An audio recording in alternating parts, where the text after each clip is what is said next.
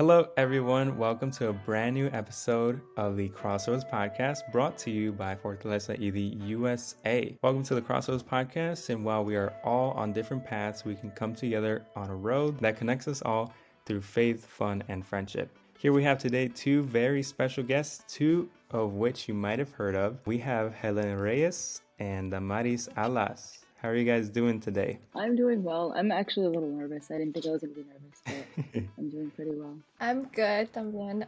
But I'm a little nervous too. I texted Helen beforehand and I was like, girl, I'm really nervous. I don't know what I'm going to say, but I'm really excited to be here. And thank you for inviting us to this show. For me too, I always get a little bit nervous of like, what do I even say or how do I go about this? Talking it out sort of helps in a way. So I want you guys to give a little intro to yourselves. There might be some other Jóvenes around Ely that don't really know who you are. Give a little intro, and why don't you guys name two things that you guys are really passionate about? So my name is Helen. I am from our location, Brooklyn, New York.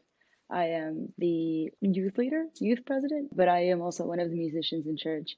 Two things that I'm passionate about are learning and music. They just go hand in hand, and I didn't realize up until college that they're two of the things that I really, really love and am passionate about.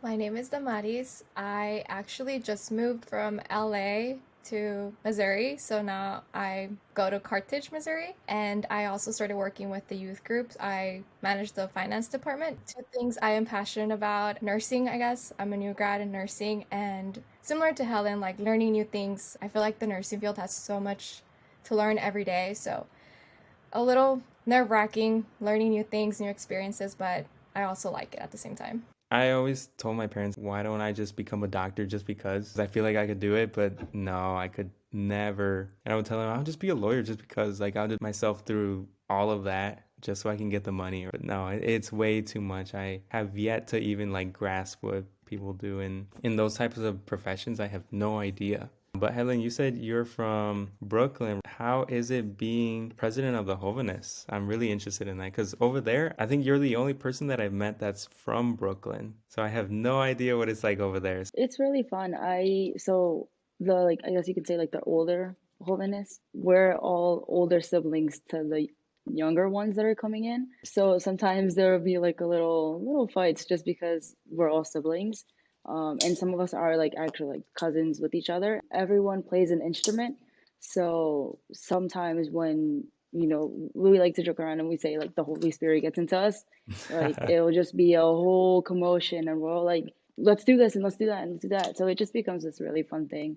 It's been a lot of work doing school and things like that, but Right. I've learned to get the roll of things, and so it's been pretty fun. Yeah, I'd imagine it's really hard because you're also juggling all these things because studying one is a whole thing of itself. Yeah, so luckily I've been able to have two of the people that are on like my mesa are my two cousins, and they've been super helpful. Just being able to train them is just has been amazing to watch them grow in their leadership positions. Because at one point it's just if I'm not there, like I know I can rely on them, as well as our vice president. He is also like just watching him grow, and it's just been so amazing watching him grow because he used to be like the shy young boy, and now seeing him grow into like this amazing vice president and this amazing musician who I know that if I can't be there, he will automatically like just step into place. And I'm like, oh, it's amazing because I don't know. I just feel so proud of them. I'm so glad that I have them as a team. It's about like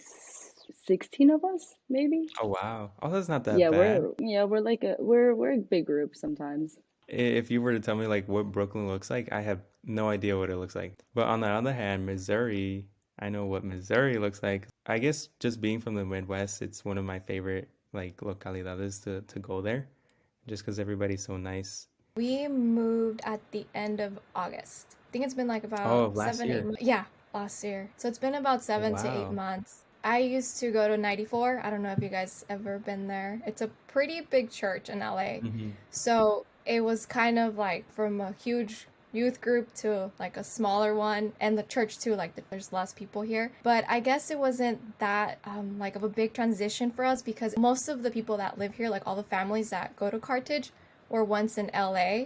They were in La Siete, the very first church in LA that we had there. My parents knew everyone there already. So it was kind of like just not even like a whole total move like with strange people. Like it just felt like home, Hmm. honestly. Most of the like youth members as well, like I've known them for like a couple years now and I felt really like homey to me. So Yeah, I know that a lot of people from Missouri were from 90, because that's where Suri and her family are from. yeah, so we were actually in Grupo Lim together. I don't know if you guys heard of that group too. Oh, wow. Yeah, so we were in that group for like 7 to 8 years. So that's what I'm saying. Like then I moved here and their family's here. They're in the Jóvenes. So it didn't really feel strange, honestly. I just felt like Hmm. just moving with like to another localidad, but just like with the same people because we've been with them for like many years. So, And that's such a big transition. What like inspires that, or what feels the need to be over there? well, all honesty, California was getting really expensive. I don't know if you guys heard, but gas prices are almost like $7, $8 over there right now. We actually came, I want to say about 17 years ago to visit Missouri because we were planning to move here back Hmm. then too, but my parents didn't really like it, so they decided not to move. And I don't know, it was honestly really random, and I want to say like God has his plan, and plans out everything for us and just kind of puts it on the right time. We came to visit, I want to Hmm. say it was like July or June, just to visit the hermanos and like convivir with the families here. I don't know, we just really liked it. And my dad, like with some other hermanos, like went to look at houses and we're like, yeah, like we see ourselves here, like we should move. And then 2 months later, we decided to move and we did the move. Todo like planeado por Dios. And we obviously prayed about it. And, we said, we'll see the Dios está, we'll move. And, so yeah, that's honestly why. Comparing it from like LA, the big city, to like the little small towns here. When we barely moved here and we were like driving down the streets, I would tell my brother, I was like, I can't believe we live here. It looks like the like views from the movies, with like all the trees and all the houses and things like that. It's really different from LA, but it's nice. Like it's peaceful, it's quiet. Have you lived in New York all your life, Helen? Yeah, I was born and raised in New York, Oh, wow. specifically in Brooklyn. Yeah. Oh, so purely in Brooklyn. How would you say is the camaraderie over there in the East Coast? The East Coast gets along pretty well. I think you've seen in like past congresos where like we'll just come up with our own catchphrases to like call each other. And we all grew up with each other because at one point, like Connecticut, some people from Jersey and Pennsylvania, like they were all from Brooklyn. And so then at some point they expanded and became their own churches. Like we all know each other and it's always great to like meet up again. But I would say that we all get along pretty well. Because I hear a lot of you guys call each other primo and prima. I wish I had that, honestly. Also, because you guys are literal family of like the whole East Coast. Yeah, there's the Mentalo family, the Torres family.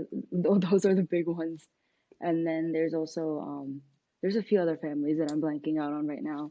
And then Hmm. there's like the small families that then compile into bigger families. So we're all just like, Yeah, oh, you're related to this person, you might as well just be a prima, or you might as well just be a right. primo.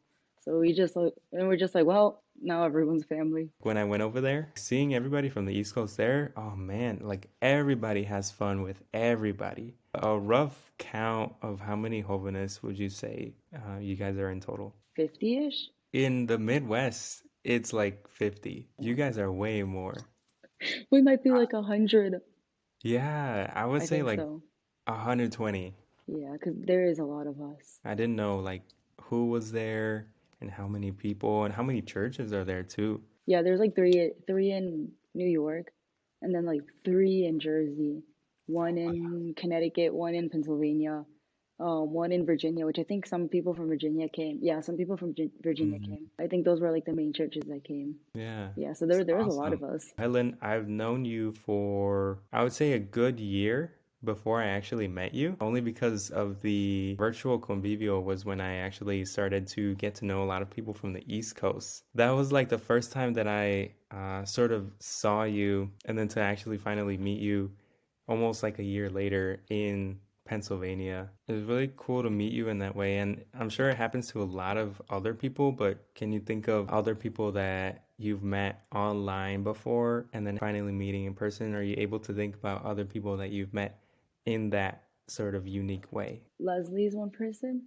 Oh, Leslie, really? oh, Oh, I am blanking on yeah. her name. Leslie, yeah, Leslie, from California. I don't remember which localidad. Her and along with you, I guess I met you guys same like a year before we actually met fully in person. And it's funny because with Leslie, so she came to Brooklyn, and I had heard that she was in Brooklyn, and so I was playing up front. I couldn't see her. She was standing all the way in the back, and so the entire day.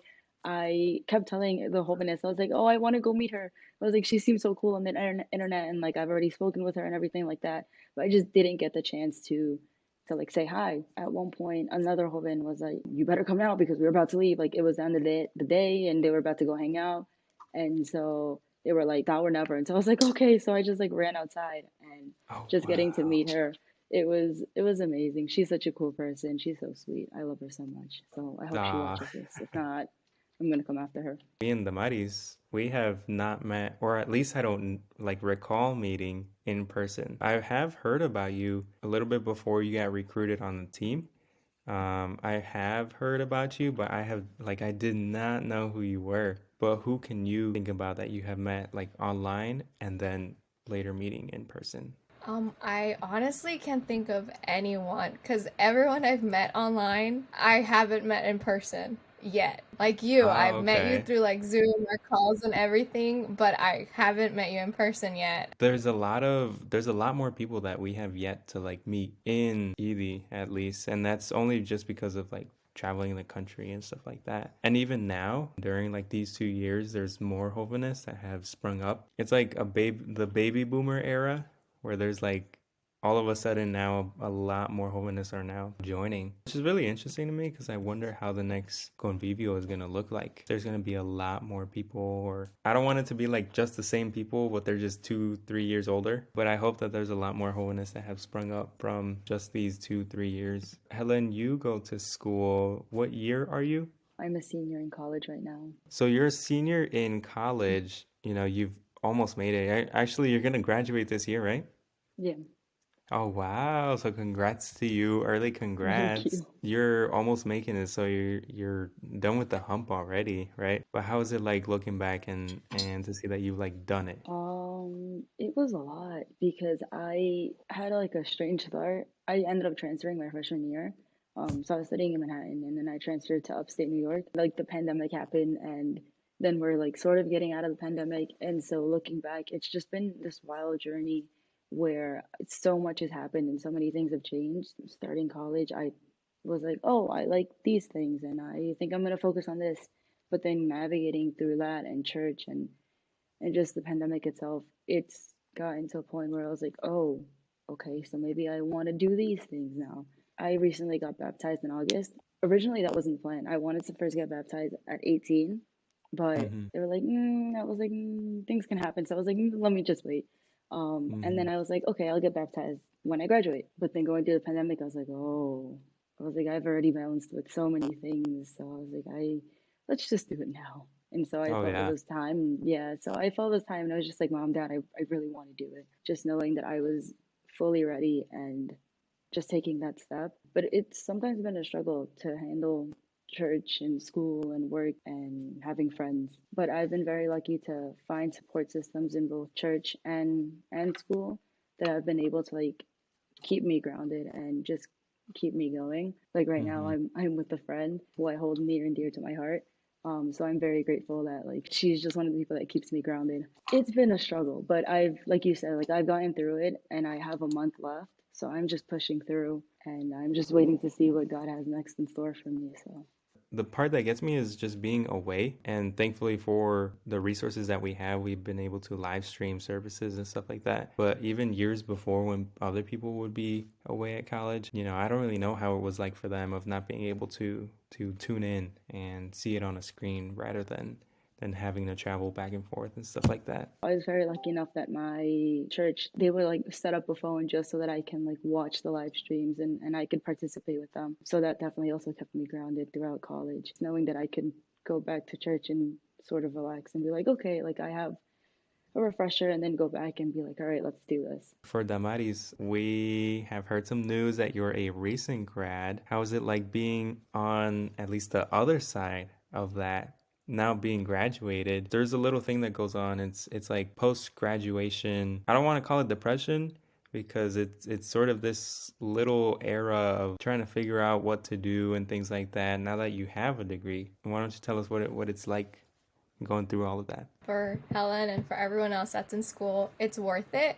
Trust me. All of that hard work is really worth it at the end. I don't know if it's just because of my career, but I feel like I have a lot of free time. I don't have homework. I don't have, classes all day or the whole week. I do like 12 to 13 hours. The rest of the week, like I'm off. It gives me time to like spend with my family, to be more involved in like church. So that's really nice when like back then, like Helen said, it's really hard to like juggle everything and, be like in church, involved with your family, involved with like school, keeping up with school, working. Back then, I felt like I didn't have a life. I disconnected with a lot of my friends, unfortunately, because I was so busy with school, trying to like keep up with that and handling Fortaleza de la Zona. So I had that going, and I was also working.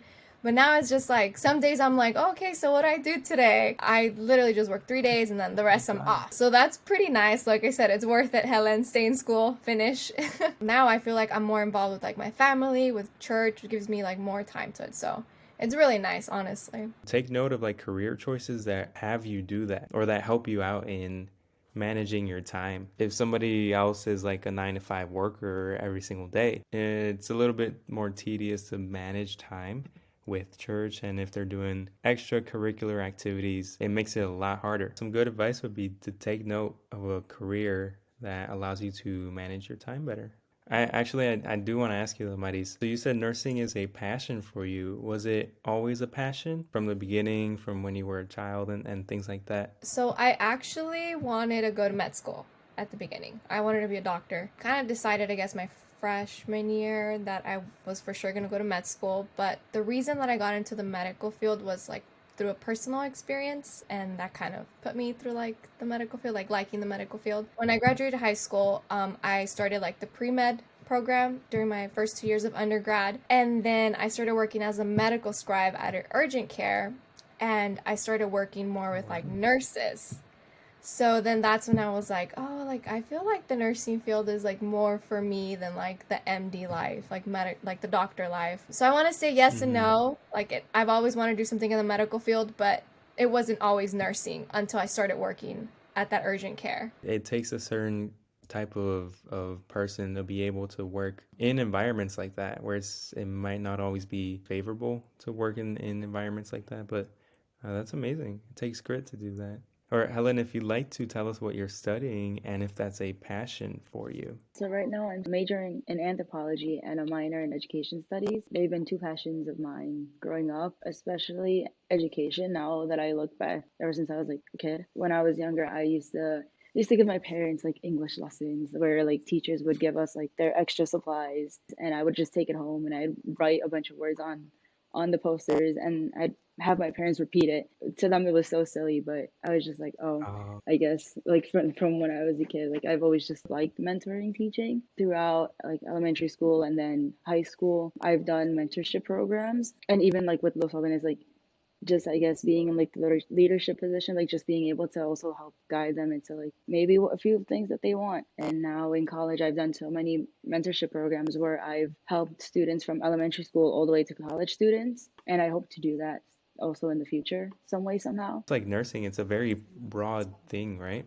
Like you can go into concentrations with it. Yeah, so there's like different like specialties in it, but I know there's like way more other stuff that I'm not like familiar with. At least for medical stuff, there's so much specific things that, people have to be like educated on. If they have back pain, it's not nerves, it could be your bones or it could be your muscles. I love the medical field because it's a lot of piecing puzzles together and it's problem solving. For example, I work on the cardiomedical unit, so we kind of deal with like heart stuff, mostly like stroke patients, and then we get like renal patients like on dialysis. So it's like a variety of stuff, but we have like a specific like ortho floor, just bones, and then like the cardiac floor was just like heart, and then we just have like all these we have like a kidney center, which is just like kidney patients. If you want to go into specialty, you have to do like more schooling to kind of concentrate on that. I kind of just stayed broad, and I mean I was a new grad, so I was like I'll do anything at this point, honestly, just to get my like foot in the door,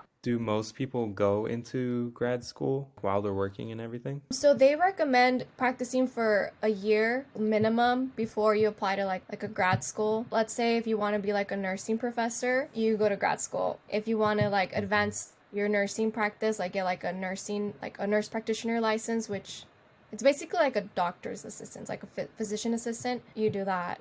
But usually, like, it's very rare that people continue on because a lot of just stay like as bedside nursing, honestly. After nursing school, you kind of just don't want to think about school at all, ever again. So, but if you get like your bachelor's and then someone with like their master's, but you guys are practicing at the same unit, same hospital, you guys get like paid the same. So it just depends on the specialty if you Yeah. choose a specialty. Yeah. Oh man, that's what I love too is just the passion that people have for the work that they do. I get uplifted from them because that's so amazing to hear. That's one thing that I look up to in people when they have a drive for what they do, even if it's something really little, but they do it well. Oh man, that's amazing. Helen, do you have anything that you're like super interested in, or do you have a side hobby or side passion project that you do? Just learning new instruments because like right now I mainly focus on the guitar and the bass, but I've been trying to pick up how to play mandolin and continuing to learn how to play uke, and then maybe even try to like Ooh. record some covers, I guess, just for fun, or just like being able to, I guess, like arrange music. Really like arts and crafts, even though I sometimes I'm like really bad at them. But I don't have them with me right now. But recently I started learning how to make friendship bracelets, so I picked up on that hobby, and I really want to learn how to knit and crochet. So I have the supplies, and my mom always like helps me look at things and purchase them, but I'm just like I can't do it. For some reason, it's just one thing that I can't. Oh, learning languages. I have a Duolingo streak. Wow, a Oh. Duolingo streak. And so learning languages is another thing that I really love to do. I can't really speak it, but I passed my Duolingo, so And Duolingo doesn't like pressure you in the middle of the night. They send you a little, did you practice today? sometimes, and it'll be Oh, passive what? aggressive because they'll be like, oh, so wouldn't a nice 5 minute practice go into your night routine? And I'm like, what? Why are you attacking me this way? Like, come on, bro. So I end up Oh doing it man, just because I don't want to lose my streak and I don't want Duolingo to win. because they have all those memes of like the little bird is a menace and stuff like that. I always said to myself, I want to learn how to play the piano. Like I really want to learn because I want to play jazz music, freestyle on the keyboard and stuff like that. Once you learn one instrument, it's so easy to learn the rest. The Maris, what about you? Do you have any other passion projects that you work on the side? Because you got some free time of your own. I don't really play, like, I'm not that great, like, in music, but I played the mandolina. I played for a really long time, but then somebody sent me a YouTube video and they're like, can you believe we've been playing the mandolina wrong this whole time? And I was like, what do you mean? They're playing in like a guitar type of style? And I was like, oh wow, like we've been playing like, estudiantina type of, and I was like, wow, that actually sounds really Right. cool. And they're like strumming like a guitar. And I was like, wow, that's actually really cool. So I started like looking up YouTube videos and I was like, wow, I can't believe we've been playing around this whole time. So I've been kind of like working on that. And then with my brother, I guess it was during COVID where we weren't going out or anything or doing much. We decided we wanted to like start learning how to use GarageBand, like record guitar, because Ooh. my brother plays guitar and the bass. He's really good at it. So I was like, yeah, let's record, like mandolina songs. Like I'll play the mandolina, you record the guitar, and things like that. My mom sings. We started looking up videos how to like Mhm. record on like GarageBand and messing around with it. And we did about like I want to say like 4 or 5 songs. I don't know if you guys are familiar with TikTok. There's this lady that I found. She's like an organizer. She like shows how to organize her like closets, her cabinets, and all the things like little things like that. My closet's always a mess. So I was like, oh, I'm gonna like start buying like organizing like stuff with like the little boxes and things that she shows on there. That's something else that I kind of been like trying to switch around like at home and things like that. But I mean, I want to say that I'm trying to get organized, but No, you're gonna have to send me that lady on TikTok because my it's not just my closet, but it's my room. That's a whole mess. How people say your room reflects your whatever is in your head or your life or whatever. I'm like, no, it's your just my room, personality. honestly. Helen, 10 years from now, what's the dream position? I mean, I guess probably like academically, I would say forensic anthropologist, or something in education. But what I Mm-hmm. really, really want to do is musical theater. That has always been like one of my biggest passions. I don't know, but that takes like training, and that's like really my end goal. Like I want to do something within musical theater, whether it's performing or writing or playing. I really want to do something in musical theater. Oh, that's so awesome. I've never seen Hamilton, but I'm sure I would like once I watch it, I'm gonna be obsessed with it. But I love musical theater. What about you, Damaris? What is the dream goal for your profession? So I actually want to go into getting my nurse practitioner license to kind of practice as a physician assistant. It's kind of like the same level. I'm like iffy if I want to go back to school because it's gonna require I think it's about 2 to 3 years depending on the program you get into. But I know that in Cali, nurse practitioners are able to open up their own like medical office, like their own office and practice there. That's why since Cali, like I always said, like I want to end up like getting my NP license. But I guess I'd have to look into the laws here. But that's kind of like my end goal in my career. Like I want to say, eventually having like my own medical office with like my own medical personnel and things like that. And then I can work whenever I want. So, because once you have like your own like practice, you can open whenever you want. So it's more like I want to say chiller job. If you Yeah. notice, like a lot of older like medical personnel is like have like their own practice or practice like at a family clinic and things like that because it's more like calm and like chiller. Thank you, everyone, and thank you for our two lovely guests here. I had tons of fun with you, and I just want to say, why don't you guys give a shout out to your localidades? Shout out to Brooklyn, New York. Love you guys. You guys are crazy, but I love you guys. Shout out to Carthage, Missouri, my new localidad. You guys are great. You guys have made the transition very easy. Thank you for being so loving and supportive on our transition. You guys are the best. And whenever anyone wants to visit, you guys have a place here in Carthage, Missouri. And thank you all for watching. We want you guys to actually guess on who might be in the next episode. Comment down below on who you'd want to be on here next. But again, thank you for watching and have a good rest of your day. Bye-bye.